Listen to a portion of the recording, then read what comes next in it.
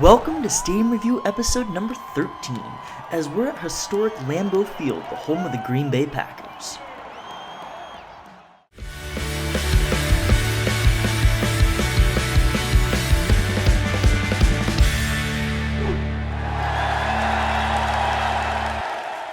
Lambeau Field in Green Bay, Wisconsin originally opened in 1957 as City Stadium. Before that, the Packers previously played at a high school stadium.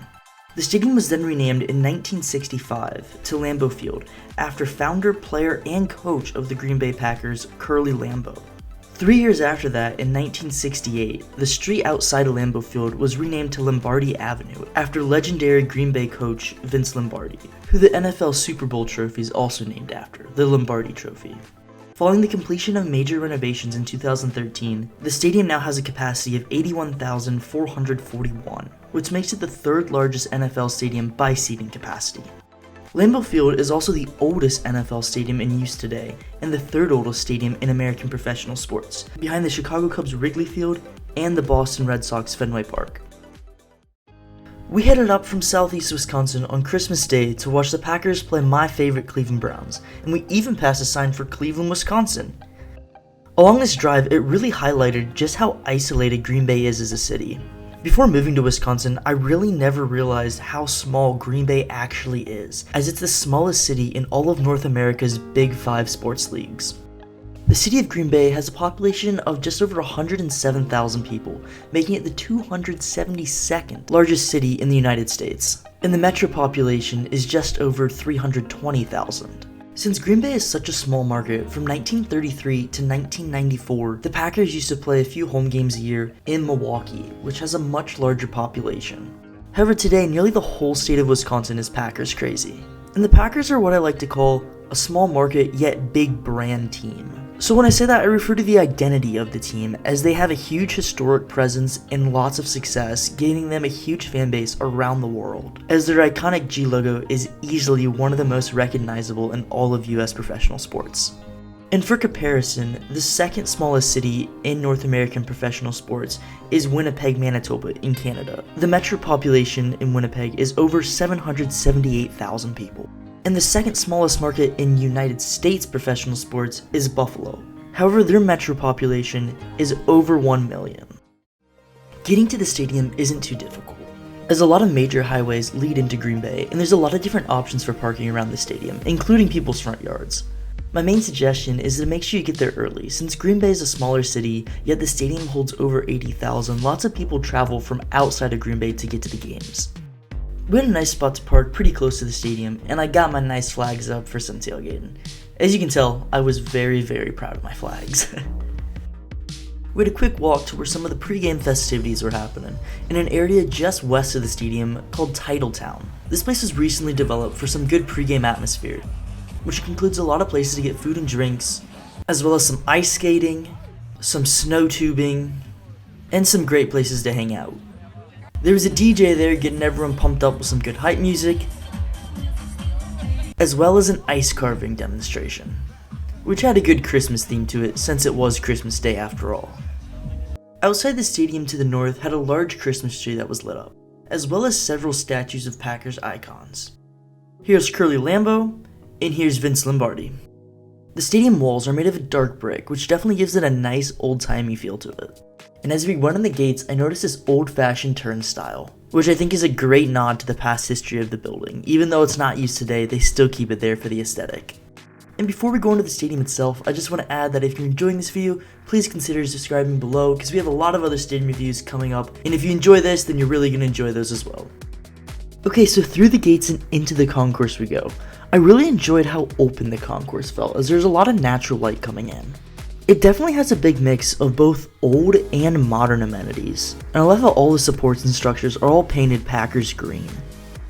On the east side of the stadium, they had the brand new atrium, which is actually heated, so going in there on a cold day felt pretty nice. The atrium is pretty massive and expansive, and had a lot of people packed in there. In the front of the atrium are huge glass windows which let in a lot of light. There's also several tiers where you can look down onto the atrium from the upper levels. And this space is actually used year round for different events. And inside of it also has the Packers Hall of Fame, and it's also where the stadium tours start. Now, I was recommended by several people to take a stadium tour, and next time I'm in Green Bay, I definitely will do that. But since this was just a quick day trip, didn't really have enough time. Continuing on the concourse, it was actually loaded with historic photos, which I really enjoyed because it gave you a great history of the building and the team itself. And as you walk around, you'll see some very uniquely named football-themed concession stands, such as Draft Picks, Super Bowl, Goin' Deep Pizza, Pack and Cheese, and Meat Packing Company, just to name a few. The Meat Packing Company one was probably my favorite, since the Packers football team started with a meat packing company back in 1919.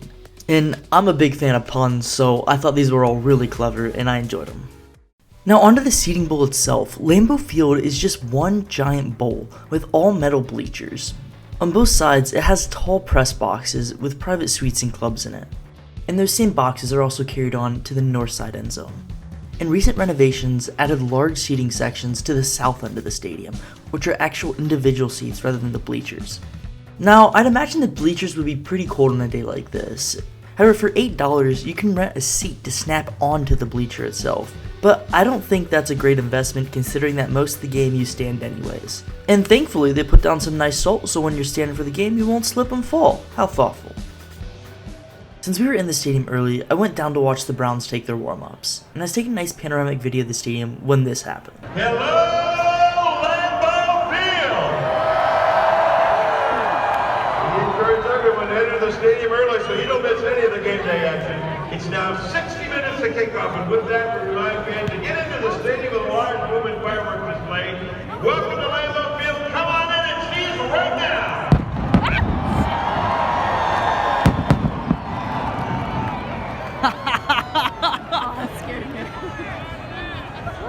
We learned quite early on that the people that run Lambeau Field are pyrotechnic maniacs, which we loved, and we'll see a little more of that later as well. But I really liked how close I was able to get to the field and really get a good look at the grass itself, which is natural grass, as the Packers are one of the few teams up north with natural grass, which has to be super hard to maintain in this weather. And I really enjoyed how close I was able to get to the Browns players. However, if you're watching this video, I'm pretty sure you didn't watch it to hear me talk about the Browns.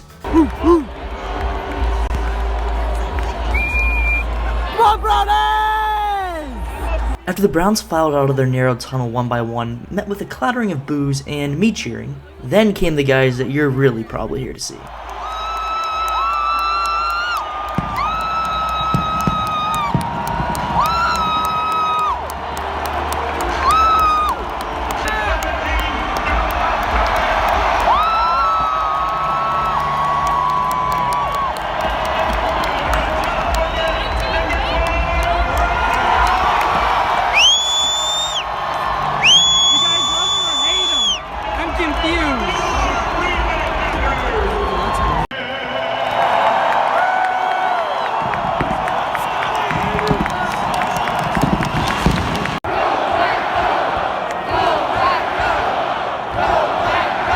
Packers fans seem to really love their Go Pack Go chant, but from an outsider's perspective, I see it as extremely basic and streamlined, because it seems like almost half the team in sports have this chant. And being a Browns fan, I think we have a lot of unique chants, so I was a little disappointed. That being said though, Packers fans still brought a ton of great energy to this game, as the atmosphere was absolutely electric and one of the best that I've been in sports.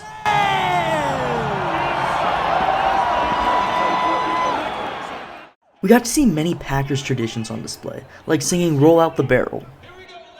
3, 2, 1!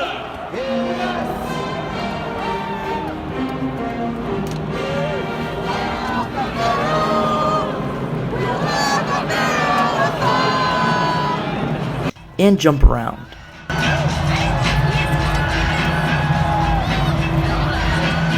However, I don't think we saw a Lambeau leap, which is when a Green Bay player jumps into the crowd after scoring a touchdown. One thing I did notice is that Green Bay's players are extremely interactive with their crowd. After big plays, the players would be hyping up the crowd, and the coach even too would be yelling to the crowd a lot, telling them to get more into the game. And all nearly 78,000 fans in attendance definitely obeyed their instructions and were so into the game.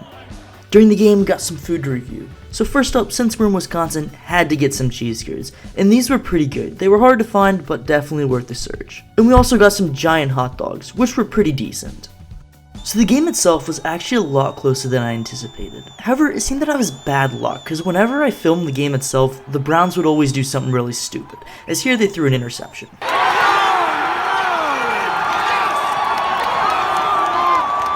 And people caught on that whenever I filmed, something bad would happen for the Browns. So when the Packers were getting close to the end zone, I filmed, and I was able to film Aaron Rodgers' record-breaking touchdown.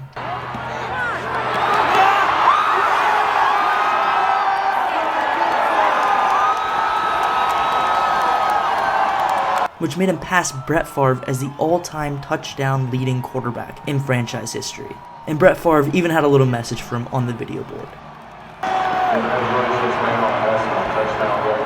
Now all those turnovers would definitely come back to bite the Browns, as they ended up losing to the Packers by a final score of 22-24, which was much closer than I anticipated, given the fact there were 5 turnovers all by the Browns.